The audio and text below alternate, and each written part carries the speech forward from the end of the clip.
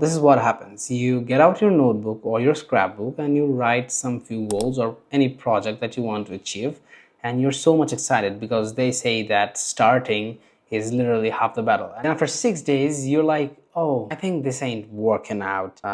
Maybe I should do something else. Or you find something else which seems more important, and then you derail from your track. Or probably you make a mistake that devastates you, makes you very sad or guilty, and then, my friend, you're a chronic starter. However, this video will provide the exact frameworks you need to become a chronic finisher. Framing the way you look at things, specifically mistakes, will change your life. And so we will cover the basic fundamentals of the systems and thinkings and processing of our psychology that goes in our brain that makes us a quote-unquote perfectionist. Frame those thoughts and systems to avoid the outcome that we always hate. And so there's 3 essential main steps for this video's topic, and that is step 1, establishing logical goal process. Step 2, identifying and eliminating perfectionism. That's very important. There's a whole lot of content in here. And then troubleshooting and reframing your mindset. That's step 2. Right? So this is you. This is step 1, step 2, and step 3. And the end is goals and your life. And throughout the journey, there's one very key important factor that you need to know. And that is, make it fun if you want to done. I cannot argue so much about that, but whether you enjoy something, that's going to be the best thing that you're good at. And I slowly will understand that having more fun is better than grinding all the time. That's what I believe. Let's move on to the first idea. Okay, establishing logical goal process. First is making fun if you want it done. That's the main idea for the starting. If you enjoy something, you will naturally be good at it, and it's proven scientifically, medically, experimentally. In a book that I've recently read called Feel Good Productivity, Ali Abdaal says that when we experience positive emotions, we build up a reservoir of mental and emotional resources that can help us in the future. Resources like resilience, creativity, problem-solving skills, social connections, and physical health. Ali, he is the most followed productivity expert, and if he says that building more positive emotions in your heart is a gateway to success, then this is the success. And another quote that I like to cover from a book that I've recently also read that covers the fundamental idea of finishing things and not being a perfectionist is called Finish by John Acuff. He says that if you pick something that you enjoy, it increases performance success by 46%. And it is proven by research. It may fluctuate a little bit, but it's something true. So I want to show you 2 examples of 2 human beings. First one is who stresses all day, who always doesn't want to do the thing that he's entitled to do, complains, he has no passion. What do you think what this guy has or feels when working, or what type of life does he have?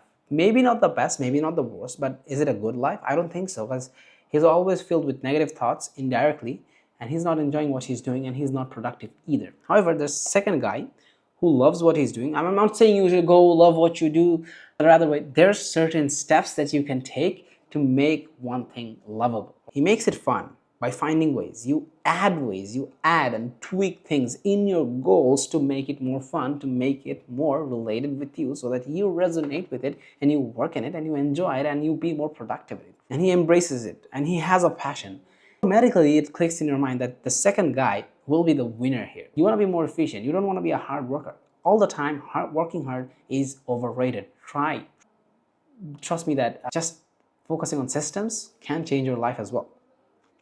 Here's my framework. If you have a happy heart, if you know how to build a happy heart, this productivity is not only about building systems and everything, it's more of like the psychology. It's so interesting to me because I love the subject of productivity and I've kind of been researching on it, and is that it's so connected with psychology that we kind of ignore it. We always study on how to get good grades and etc. But we also need to know how our brains work. So if you have a happy heart, your brain and soul will be decluttered. You'll feel more melancholy, you'll feel more relaxed, more resentful. You'll have your brain a certain type of allowance for productivity, and that should lead to happiness. And when you're feeling like you're winning, you will automatically have happy heart, like continuously in an interval. The cycle will go on, and you'll try to do better, but you'll obviously do good even in this sense, even if you don't improve. If you kind of get yourself into a cycle, I think is the best thing that you can do. Secondly, Cutting things in half. That is the most fundamental concept that I felt the most valuable from this book. And that is based on three things. So I'll explain. Acceptance, reformation, and execution. You accept something, then you reform something. So there's something bad, and then you reform it, and then you execute it. How? What am I talking about? Cutting goals in half.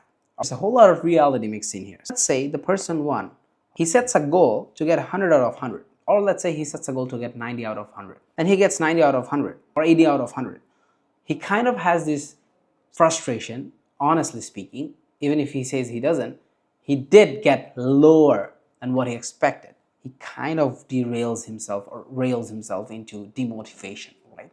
I'm not saying it's the worst thing, but this is what happens at most severe cases and non-severe cases in our daily lives as well. We overestimate things, we supersize our goals, we expect so much things. However, this indigenous solution by this book, that is, for example, if a person too cuts it half and expects like 50 to 60, generally, like honestly, and gets 80 or 90, he will feel happiness and he'll feel that passion inside of him.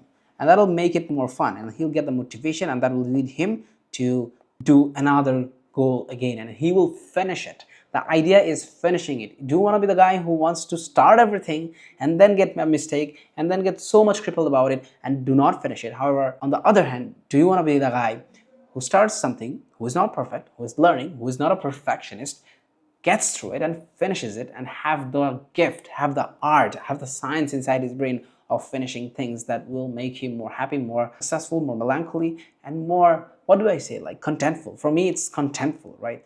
I might say like, Mahir, how do I even set the goal to have?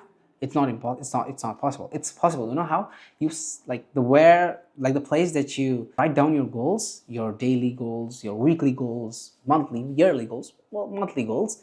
You can write down the goal there. Even if you want more, even if you want more, but if you write it in your paper or in your note systems, and then you get a higher grade or a higher goal achievement, trust me, you will automatically feel more happier. Even if you wanted more but you wrote lesser, like probably wrote half of it, trust me, it's gonna change the way you look at things and you're gonna feel so much motivated. So always cut the goal in half or almost half. So I would like to quote a very important lesson from Feel Good Productivity by Ali Abdaal, is that in 2020, like in a 2020 experiment from New York University, NYU, and the University of Miami, scientists attempted to quantify the effects of approaching the world with a sense of adventure. We're talking about adventure, where in the beginning of the video, I talked about approaching things with a different adventurous way, with a different way, adding and tweaking things. They enlisted over 130 participants and their consent to track their location using the GPS in their phones.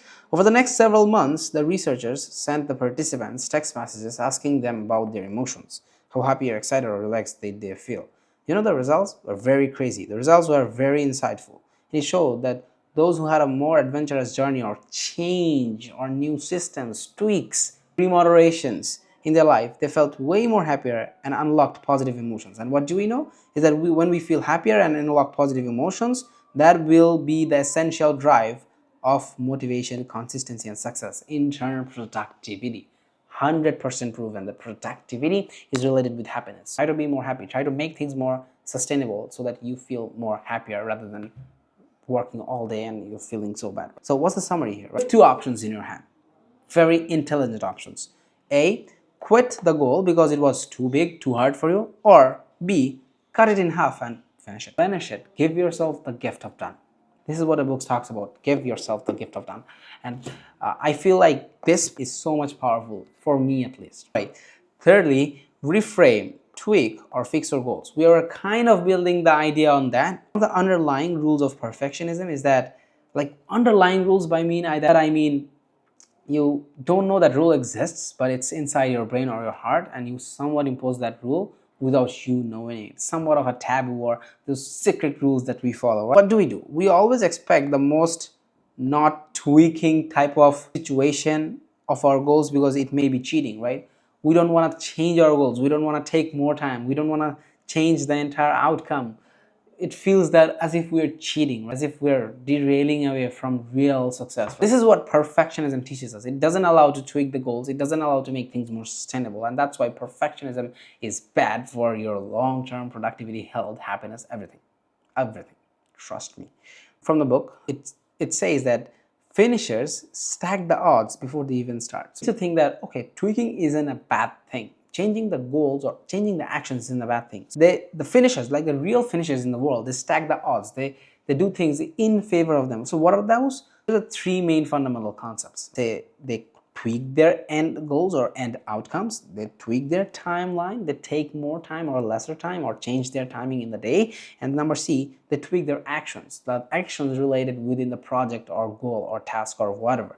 These are the three things that you can tweak to your own circumstances without making it absurd or non-reasonable. These are the things that will generate the end outcomes. End outcome is goals plus timelines plus actions. Right? Now you have to keep in mind that these things, like you tweak these things, right? These have to be healthy, maybe, easier, fun, sustainable, achievable. It doesn't have to be all of those at the same time, but it can be one of those. If you tweak it, if you make it more enjoyable and achievable, if you change the way that you work, then I believe it's possible that your mindset will automatically shift towards being more productive and really getting that sense of tweaking those goals to make it more finishable, if that makes sense. So this is a very simple framework. This is you or us to encounter a problem, or you say to yourself, like, this is one of the biggest lies, you might as well quit that. Might and as well, these are the two big killers. What happens? Zero end outcome, frustration, shame, and guilt. The goals you keep aside are not even unfinished. They're the guys or elements that haunts you at night or even after months that, oh my God, you didn't do it, and you feel like a failure. You feel like you're not doing enough. That's the problem. That's a big problem, right? So it's hence proof that it's okay to tweak and make it more meaningful according to your needs. We all have different needs. Part 2 of the video, and that is identifying and eliminating perfectionism, one of the most key fundamental concepts in your professional, personal success. Let's talk about the perfectionism cycle. I came up with 2 main fundamental cycles that will help you understand every bit of the pieces that goes on with perfectionism. This is set 1. Let's say you fail something. And you try to overcompensate. You try to do more to kind of, I need to fill that gap up, or try to overcompensate. And so set very high standards. You try to work very hard or very smart and give so much tasks at one go. You again fail somehow, and then that leads to procrastination, and then you again fail something.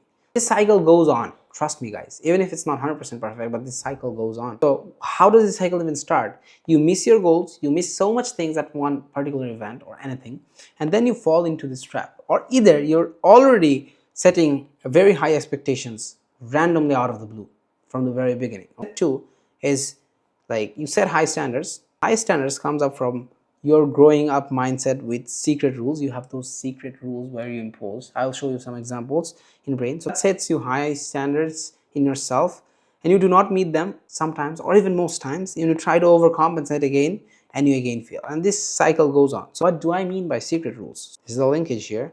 Example, taking someone's help is weird, is bad, is being low. Not allowed to tweak goals. You think that, okay, changing the goals is also cheating.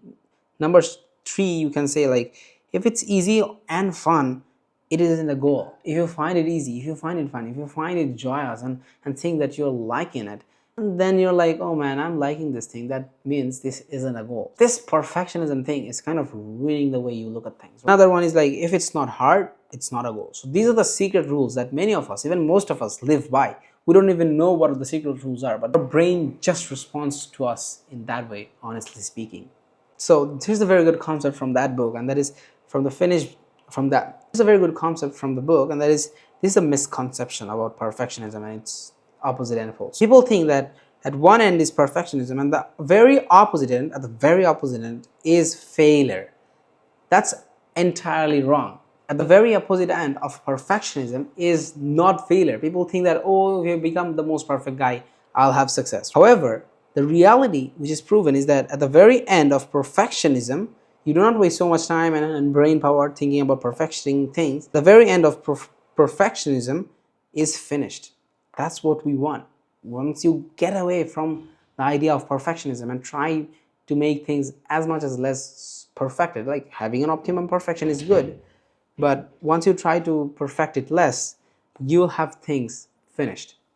Book quotes that one is marked finished and leads to untold adventures, opportunities, and stories. And another is marked perfectionism and leads to solid brick wall of frustration, shame, guilt, and incomplete hopes, by John Acuff. It's very powerful that once you know how to tweak things, like you're literally watching this video because you want to tweak your life. So what's the problem in you tweaking your goals, tweaking your thinking systems and processes? Change this mindset today. When I read this book, from that millisecond, I was confident enough that I will adhere to some of these concepts in this book without a problem. I hope so. I don't have a hard time believing, oh no, I should not take help. No, it's okay to take help. It's okay to get rid of those secret rules that define procrastination, perfectionism, or whatever.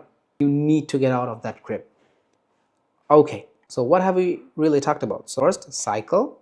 Secondly, finding the secret rules, the cycles of perfectionism. Then you find your secret rules, and then you reframe the perfectionism mindset, two-pole mindset. On the opposite end is finished, not failure. So you found your secret rules, or like you want to find your secret rules. So what is the solution? The solution is a three-step process. Identify your secret rules, destroy them, and replace them. Don't even destroy them and keep, oh, I've destroyed. Replace them with a new, relatable, realistic rule. You can do this very easily by two questions. What does that mean? You find of, or you think of something, here's that, what does that mean? And then you write a new rule replacing that, which is more far viable in the present world and is more realistic. That's how you solve it. Literally easy, just a bit of effort, 5 minutes a day, 2 minutes a day, fine, no problem. Secondly, progress versus perfectionism. This is one of the most intriguing topics that kind of raise my curiosity a lot. I get so much excited when I talk about this. What's the goal for this section? Input your brain the reality of a progress. There's a whole lot of reality into it. I'll talk about it being superior than perfectionism, which is dominated by emotions. What does it mean is that perfectionism is often dominated by emotions. Your emotions lie, but data never lies. The book Finish, the book that I'm reading or have read, is that it says that progress is quiet. It whispers, it compounds slowly.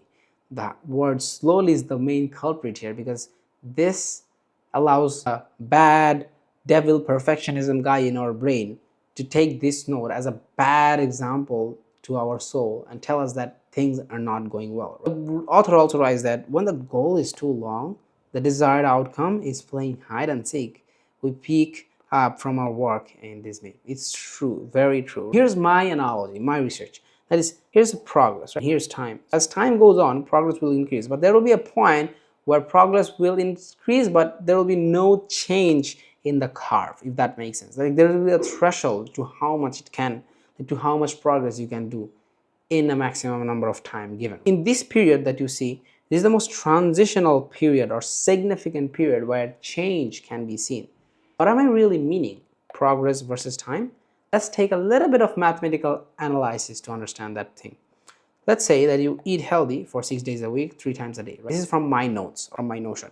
That equates to you eating healthy 80 times. The first meal, you're 1/18th done. The second meal, you're 2/18th done, which means 1/9 done. Third meal, you're 1/6 done. What is really happening here? As you're moving far off, for example, 15 by 18, 16 by 18, 17 by 18, the fraction written in decimals becomes so much closer together and less significant or less present or less visible, in a sense that it somewhat becomes less significant. For example, like the first candle in a dark light is the most significant candle, right? But the 15th candle light in a dark room, never mind, for example, a candle in a very dark room, the first candle is very significant. The 15th candle will not be significant. It doesn't mean that you're not doing progress. It's that the results become less significant. And that's a thing that perfectionism takes control over. By the time you're in 13th or the 14th meal, the scale really doesn't move that much. The decimals get nearer and nearer at the end. What happens as the scale doesn't really move? Perfectionism uses these shrinking level of data to play with our mind, to play with our emotions. We have to analyze data and encourage more people to collect and track data, to not let emotions ruin our brain. So what's the action here? Action for me would be incorporate more data, because emotions plays with our mind and data never lies. That links with this idea from the book Finish. The book says that when you ignore data, you embrace denial. I think this quote is very powerful. What does it really mean? This is somewhat connected to the idea of such as how like perfectionism wanted to deny reality. Perfectionism denies the reality. Perfectionism makes it harder to think normally and sets us in realistic goals which is not fully achievable. When you ignore the data, you do not think more logically but more emotionally, that you need to do good and better and best and compensate and get over that curve. We need to do the right thing. What does data do? If you take note of more data, data eliminates the secret rules that you have in your brain, as we talked about, the hide and seek thing that's going on in our mind, and the emotional takeovers that emotion has over our mind. As the author also says, data always encourages us to stack that deck in our favor. We talked about how chronic finishers, stack the deck in their favor. And this data thing will help us normal people to stack the data in our favor. Bolo. Third part of this is that accepting of the reality or the realities or whatever. There's a whole lot of things that you'll encounter. One of the main important things that I felt is that perfectionism causes long-term unproductivity. It might cause short-term productivity, yes, but in the long-term picture, you're not really winning. The S&P 500 index fund is winning long term. There's a whole lot of companies stocks that you can buy together. The same way, if you want to win long term consistently, even if you want to win in the short term, focus on eliminating and cutting out perfectionism. This is the biggest enemy for me. From the book, idea is derived is that if we believe that we have to eliminate all distractions, like if you think like, okay, I want to start something, but I don't want any distractions. If you believe that we have to start something knowing that there will be no distractions before you get work done, will never work. You can never expect for the brain to not give you any distractions. Right? There will be always distractions. There will be always you messing up, and that's totally fine. But what it matters is that how you get back to track, how you deal with those things, how you build those systems to make you more focused as much away possible from those unnecessary things. This is my research or my understanding, and that is, you'll never be able, or it's probably never been possible to achieve 90% to 100% efficiency every single day or every single week. There will be things that you miss, there will be things that you don't like, there will be things that you fail, there will be things that doesn't work out, and that's totally okay. But our perfectionism mind tells us that you need to have 95% of efficiency, 100% of efficiency, and finish this task by 9 p.m. But in reality, it's okay to not always meet the deadline. That's what you and I really lacked at, really. Third part, and that is troubleshooting and reframing your mindset, one of the most important parts of this video.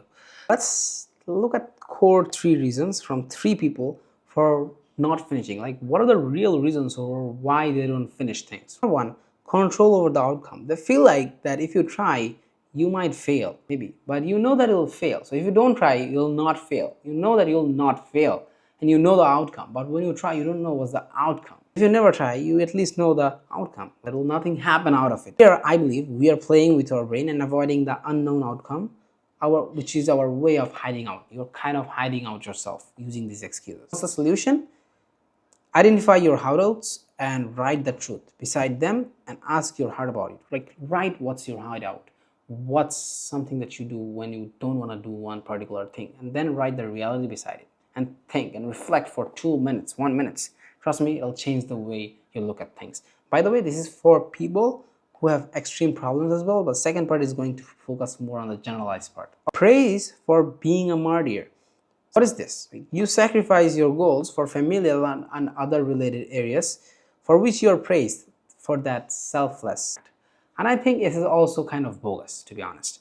Here we lose ourselves into the illusion that sacrificing our goals is a good thing, which not all the time is, and which will stop us from getting away from our family or losing something valuable. We feel like that we are going to lose something if we really achieve our goal, which is also not true. If they're the true persons, they'll accommodate to your dreams and aspirations and your way of life, or maybe even just the praise. What's the tangible solution to this?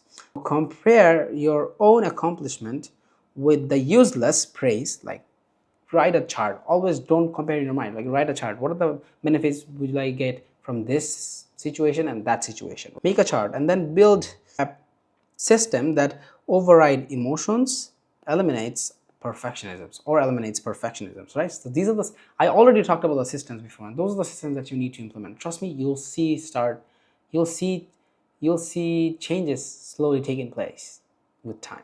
Thirdly, lowered expectations from other people. Here's like, if you somewhat try to succeed, then you feel like your expectation of perfectionism will increase or be higher next time. You feel like if you do something and you succeed, you're the guy like, oh my god, I might expect higher, which I won't be able to achieve. My point is, like, you don't even start. Why are you even expecting it? This is also one of the ways we unknowingly trick our brain, and I think it's also one of the novel obstacles of which we are so much concerned about, underlying, unrelated, useless notions that deviated us from the purpose. So what's the solution here? So you can identify your secret rules. What are the secret rules that you provoke in your brain or mind without you knowing it, right? Think and write new rules beside them, as I taught about in the past framework in the beginning of the video. Understand them with your own psychology, with how your own brain works, to stay away from the illusion or the trap of perfectionism. Secondly, productive procrastination versus productive failure. This idea, lowered expectations from other people. You kind of say to yourself that, oh my god, I might do something and then increase my expectations. I'll show you how you will never succeed and how you can succeed. Here's how you'll never succeed. If you do productive procrastination, you have less chance or even no chance for succeeding. So you never try, you never risk yourself, right? That sounds good, right? And you never fail, and you never let yourself down, but also you never have the opportunity to prove yourself. The cycle continues to go on and you never succeed in this situation. However, you succeed in this situation. You try, you risk failure, you have a 50% fail. It can be either that, and you tweak. Tweaking is the main thing. Changing the process, changing the systems, changing the software, changing every single thing throughout the way is the way that people have got their ways to be billionaires in present ways. Literally. If you tweak things and change things, you have the opportunity to prove, and that's called productive failure. You need to be productively failing and not failing on the same single thing every single day. That's how you're going to change, and this is how your thinking should be like. So the idea is that you're not only relying on or reward or fear-based motivation, but rather you rely on more systems, psychology, and frameworks that set your ground for working more effectively and happily. I've got solutions for all 2-3 type of situations that you might face about. I talked about this as well before, but I want to summarize. I've got solutions for 2-3 different types of situations that you might face. You're probably not feeling okay with the goal. What's the solution? You tweak. You're facing barriers due to underlying perfectionism in your brain. You do this 3-step process. Identify, destroy that rules, replace that rule. Simple as that. Feeling unhappy with your progress, okay, you tweak. What do you tweak? The goal, the timeline, the actions. These are the systems that you need to provoke inside your mindset or brain or heart or soul to really get that away. Lastly, make fun if you want it done. Make it fun if you want it done. Make things fun if you want it done. Simple as that. Fun leads to productivity. I proved it in so many ways in my other videos as well. The reservoir of positive emotions. Once you have fun, you have those positive emotions, then you feel more happy, melancholy. That leads to you being more focused at what you do, and because you're more contentful and more happier. How to really do that? You gamify the process as well. These are some sort of things that I do every single day. So what do? I incorporate wins every single day. I talked about this framework in my past videos as well. It has a connecting idea and has the potential to be in every single video at the end of it, because this is something that has fixed a lot of things for me.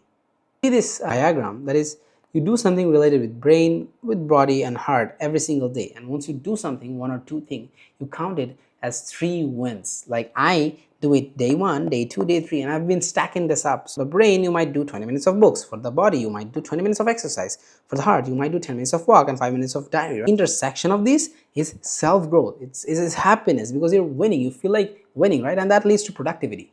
If any of you feel like, oh my god, how is this win? The thing is, you get to define your own rules. If I feel like that I'm feeling more happy with this system and it's making me do more things, then what's the problem with thinking of it as a win? Because once you start to do these things for several years, it'll compound in such a way and give you so much return and benefit that you never know. If you read 20 minutes or 10-15 minutes of books every single day and count it as a win, you're literally winning long term, and that's literally helping you reframe your mindset and change the way you think and change the way you execute things as well. Overall, I want to give a recap. So that's you tweak your thinking, you tweak your goals, and you tweak your actions. These three things, that equates to overcoming perfectionism. That was the main goal of this video. That leads to fun. If you overcome perfectionism, you'll have to have fun. Even if you don't want it, you'll have fun some way. You'll understand what I'm talking about. That leads to productivity, all right? And that leads to finishing goals superbly. That's it. I kept my thing aside. And I think that taking a break and having the idea that it's okay to be happy and it's okay to not wake up early every single day, and it's okay to tweak your goals, and it's okay to change things at the middle of the way, and it's okay to take help from people, and it's okay to make your own rules. If you have these sort of mindsets, you'll start to see the problems and the causes of perfectionism, and then you can eliminate those problems and causes of perfectionism by doing this, because you have this mindset of tweaking things. And then you will see that you're more finishing tasks and goals, and you're having those idea of winning every single day, and you'll automatically feel happy, which will in turn make you achieve more goals and more tasks without struggling a lot. And that was really it for this video, right? See you in the next video, guys, and I hope you liked it, and I hope you found this video resourceful as well. Bye bye.